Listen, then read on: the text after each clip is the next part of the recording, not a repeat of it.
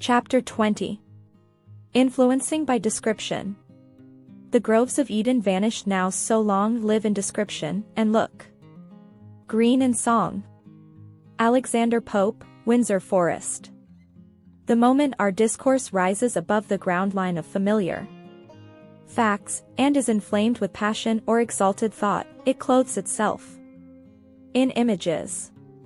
A man conversing in earnest, if he watch his intellectual processes, will find that always a material image, more or less luminous, arises in his mind, contemporaneous with every thought, which furnishes the vestment of the thought. This imagery is spontaneous. It is the blending of experience with the present action of the mind. It is proper creation. Ralph Waldo Emerson, Nature. Like other valuable resources in public speaking, description loses its power when carried to an extreme. Over-ornamentation makes the subject ridiculous. A dustcloth is a very useful thing, but why embroider it?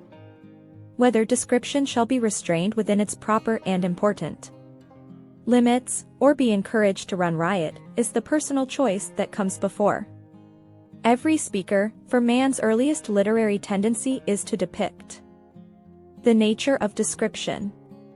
To describe is to call up a picture in the mind of the hearer. In talking of description, we naturally speak of portraying, delineating, coloring, and all the devices of the picture painter. To describe is to visualize, hence we must look at description as a pictorial process, whether the writer deals with material or with spiritual objects. 20. If you were asked to describe the rapid-fire gun, you might go about it in either of two ways: give a cold technical account of its mechanism, in whole and in detail, or else describe it as a terrible engine of slaughter, dwelling upon its effects rather than upon its structure. The former of these processes is exposition, the latter is true description. Exposition deals more with the general, while description must deal with the particular. Exposition elucidates ideas, description treats of things. Exposition deals with the abstract, description with the concrete. Exposition is concerned with the internal, description with the external. Exposition is enumerative, description literary. Exposition is intellectual, description sensory. Exposition is impersonal, description personal. If description is a visualizing process for the hearer, it is first of all such. For the speaker, he cannot describe what he has never seen either physically or in fancy. It is this personal quality, this question of the personal eye, which sees the things later to be described, that makes description so interesting in public speech. Given a speaker of personality, and we are interested in his personal view, his view adds to the natural interest of the scene, and may even be the sole source of that interest to his auditors. Methods of description. In public speaking, description should be mainly by suggestion, not only because suggestive description is so much more compact and time-saving, but because it is so vivid. Suggestive expressions connote more than they literally say, they suggest ideas and pictures to the mind of the hearer, which supplement the direct words of the speaker. When Dickens, in his Christmas Carol, says, "In came Mrs. Fezziwig, one vast substantial smile," our minds complete the picture so deftly begun, a much more effective process than that of a minutely detailed description, because it leaves a unified, vivid impression, and that is what we need. Here is a present-day bit of suggestion. General Trinkle was a gnarly oak of a man. Rough, solid, and safe, you always knew where to find him.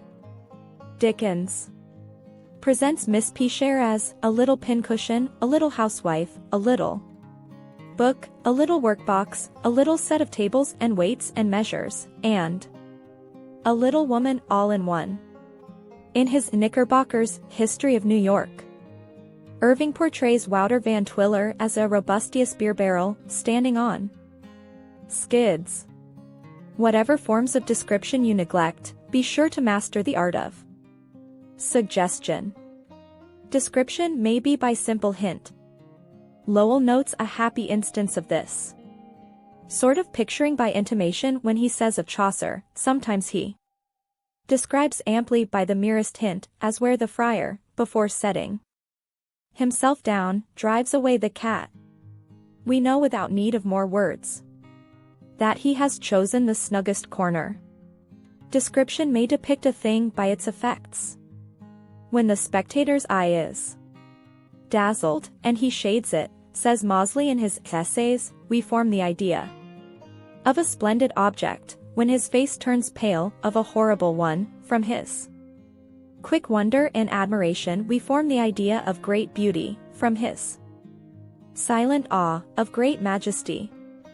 Brief description may be by epithet. Blue-eyed, white-armed, laughter-loving, are now conventional compounds, but they were fresh enough when Homer first conjoined them. The centuries have not yet improved upon the wheels round, brazen, eight-spoked, or shield smooth. Beautiful, brazen, well-hammered. Observe the effective use of epithet in Will Levington comforts the fighting death when he speaks of soldiers in a Philippine skirmish as being leached against a rock. Description uses figures of speech. Any advanced rhetoric will discuss their forms and give examples for guidance. 22. This matter is most important, be assured. A brilliant yet carefully restrained figurative style, a style marked by brief, pungent, witty, and humorous comparisons and characterizations, is a wonderful resource for all kinds of platform work. Description may be direct. This statement is plain enough without exposition.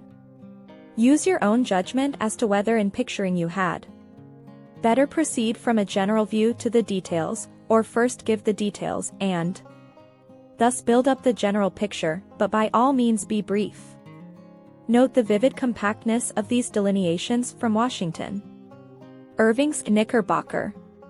He was a short, square, brawny old gentleman, with a double chin, a mastiff mouth, and a broad copper nose, which was supposed in those days to have acquired its fiery hue from the constant neighborhood of his tobacco pipe. He was exactly 5 feet 6 inches in height, and 6 feet 5 inches in circumference.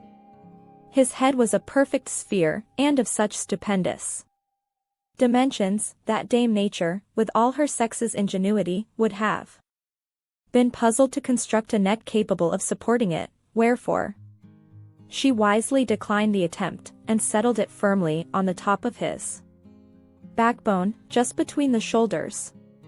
His body was of an oblong form, particularly capacious at bottom, which was wisely ordered by Providence, seeing that he was a man of sedentary habits, and very averse to the idle labor of walking. The foregoing is too long for the platform, but it is so good-humored, so full of delightful exaggeration, that it may well serve as a model of humorous character picturing, for here one inevitably sees the inner man in the outer. Direct description for platform use may be made vivid by the sparing use of the historical present. The following dramatic passage, accompanied by the most lively action, has lingered in the mind for 30 years after hearing Dr. T. DeWitt Talmage lecture on big blunders. The crack of the bat sounds clear even today. Get ready the bats and take your positions. Now, give us the ball. 2. Low. Don't strike. Too high. Don't strike. There it comes like lightning. Strike. Away it soars. Higher. Higher. Run. Another base. Faster. Faster. Good. All around at one stroke. Suggestions for the use of description. Decide, on beginning a description, what point of view you wish your hearers to take. One cannot see either a mountain or a man on all sides at once. Establish a viewpoint, and do not shift without giving notice. Choose an attitude toward your subject. Shall it be idealized, caricatured, ridiculed, exaggerated, defended, or described impartially? Be sure of your mood, too, for it will color the subject to be described. Melancholy will make a rose garden look gray. Adopt an order in which you will proceed, do not shift backward and forward from near to far, remote to close in time, general to particular, large to small, important to unimportant, concrete to abstract, physical to mental. But follow your chosen order. Scattered and shifting observations produce hazy impressions, just as a moving camera spoils the time exposure. Do not go into needless minutiae. Some details identify a thing with its class, while other details differentiate it from its class. Choose only the significant, suggestive characteristics and bring those out with terse vividness. Learn a lesson from the few strokes used by the poster artist. In determining what to describe and what merely to name, seek to read the knowledge of your audience. The difference to them between the unknown and the known is a vital one also to you. Relentlessly cut out all ideas and words not necessary to produce the effect you desire. Each element in a mental picture either helps or hinders. Be sure they do not hinder, for they cannot be passively present in any discourse. Interruptions of the description to make side remarks are as powerful to destroy unity as are scattered descriptive phrases. The only visual impression that can be effective is one that is unified. In describing, try to call up the emotions you felt when first you saw the scene, and then try to reproduce those emotions in your hearers. Description is primarily emotional in its appeal. Nothing can be more deadly dull than a cold, unemotional outline, while nothing leaves a warmer impression than a glowing, spirited description. Give a swift and vivid general view at the close of the portrayal. First and final impressions remain the longest. The mind may be trained to take in the characteristic points of a subject, so as to view in a single scene, action, experience, or character, a unified impression of the whole. To describe a thing as a whole, you must first see it as a whole. Master that art and you have mastered description to the last degree. Selections for practice. The homes of the people. I went to Washington the other day, and I stood on the Capitol Hill, my heart beat quick as I looked at the towering marble of my country's capital, and the mist gathered in my eyes as I thought of its tremendous significance, and the armies and the treasury, and the judges and the president, and the Congress and the courts, and all that was gathered there. And I felt that the sun in all its course could not look down on a better sight than that majestic home of a republic that had taught the world its best lessons of liberty. And I felt that if honor and wisdom and justice abided therein, the world would at last owe to that great house in which the Ark of the Covenant of my country is lodged, its final uplifting and its regeneration. 2 days afterward, I went to visit a friend in the country, a modest man with a quiet country home. It was just a simple, unpretentious house, set about with big trees, encircled in meadow and field rich with the promise of harvest, the fragrance of the pink and hollyhock in the front yard was mingled with the aroma of the orchard and of the gardens, and resonant with the cluck of poultry and the hum of bees. Inside was quiet, cleanliness, thrift, and comfort. There was the old clock that had welcomed, in steady measure, every newcomer to the family, that had ticked the solemn requiem of the dead, and had kept company with the watcher at the bedside.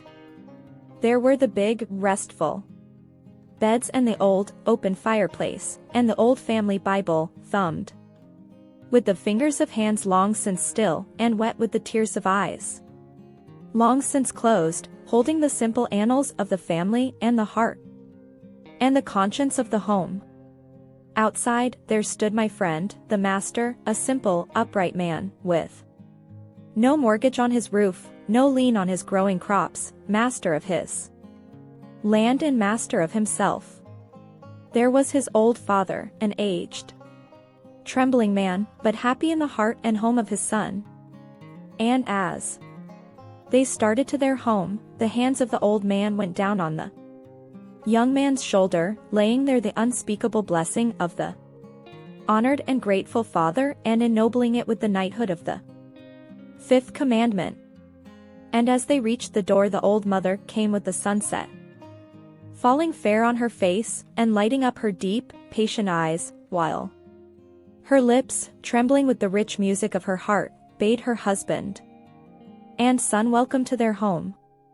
Beyond was the housewife, busy with her household cares, clean of heart and conscience, the buckler and helpmeet of her husband. Down the lane came the children, trooping home after the cows, seeking as truant birds do the quiet of their home nest. And I saw the night come down on that house, falling gently as the wings of the unseen dove.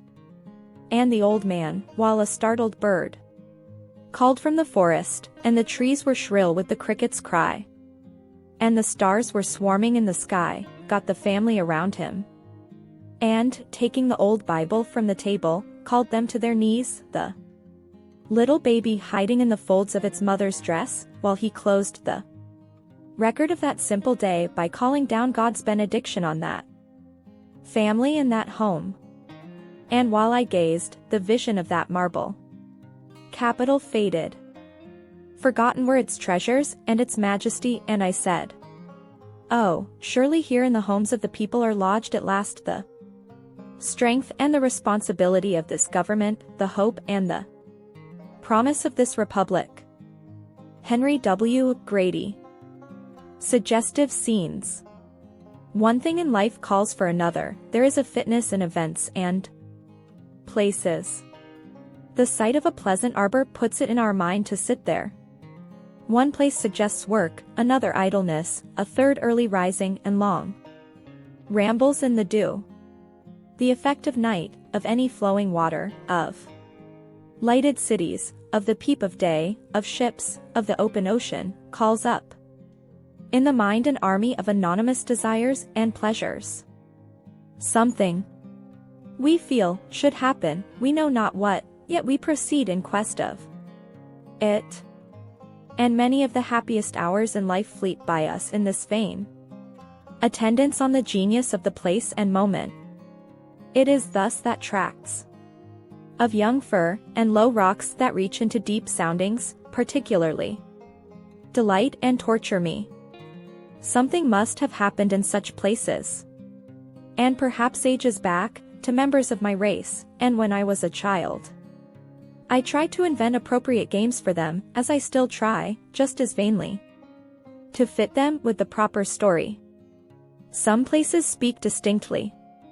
Certain dank gardens cry aloud for a murder, certain old houses demand to be haunted, certain coasts are set aside for shipwreck.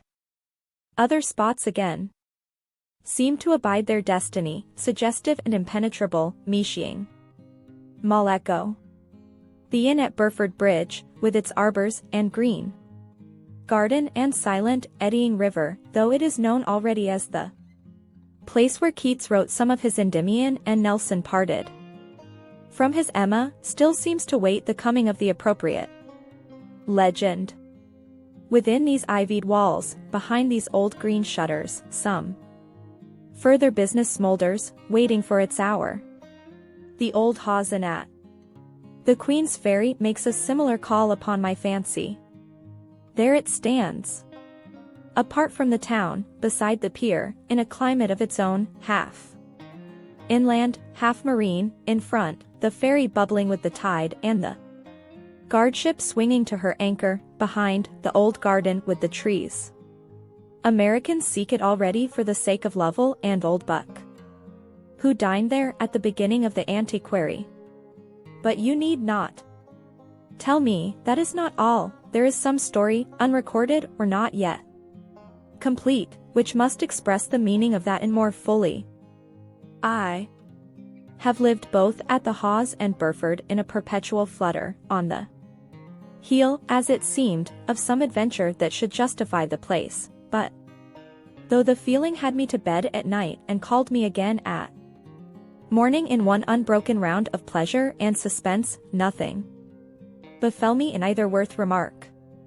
The man or the hour had not yet come, but some day, I think, a boat shall put off from the Queen's ferry, fraught with a dear cargo, and some frosty night a horseman, on a tragic errand, rattle with his whip upon the green shutters at the inn at Burford. Suggestive scenes. One thing in life calls for another, there is a fitness in events and places. The sight of a pleasant arbor puts it in our mind to sit there. One place suggests work, another idleness, a third early rising and long rambles in the dew. The effect of night, of any flowing water, of lighted cities, of the peep of day, of ships, of the open ocean, calls up in the mind an army of anonymous desires and pleasures. Something we feel should happen, we know not what, yet we proceed in quest of it. And many of the happiest hours in life fleet by us in this vein. Attendance on the genius of the place and moment. It is thus that tracts of young fir and low rocks that reach into deep soundings, particularly delight and torture me. Something must have happened in such places, and perhaps ages back, to members of my race, and when I was a child. I tried to invent appropriate games for them, as I still try, just as vainly, to fit them with the proper story. Some places speak distinctly. Certain dank gardens cry aloud for a murder, certain old houses demand to be haunted, certain coasts are set aside for shipwreck. Other spots again seem to abide their destiny, suggestive and impenetrable, Meeting. Maleko. The inn at Burford Bridge, with its arbors and green garden and silent, eddying river, though it is known already as the place where Keats wrote some of his Endymion and Nelson parted from his Emma, still seems to wait the coming of the appropriate legend. Within these ivied walls, behind these old green shutters, some further business smolders, waiting for its hour. The old Hawes Inn at the Queen's Ferry makes a similar call upon my fancy. There it stands, apart from the town, beside the pier, in a climate of its own, half inland, half marine, in front, the ferry bubbling with the tide and the guardship swinging to her anchor, behind, the old garden with the trees. Americans seek it already for the sake of Lovell and Old Buck, who dined there at the beginning of the antiquary. But you need not tell me that is not all, there is some story, unrecorded or not yet complete, which must express the meaning of that in more fully. I have lived both at the Hawes and Burford in a perpetual flutter, on the heel, as it seemed, of some adventure that should justify the place, but though the feeling had me to bed at night and called me again at morning in one unbroken round of pleasure and suspense, nothing befell me in either worth remark. The man or the hour had not yet come, but some day, I think, a boat shall put off from the Queen's ferry, fraught with a dear cargo, and some frosty night a horseman, on a tragic errand, rattle with his whip upon the green shutters at the inn at Burford.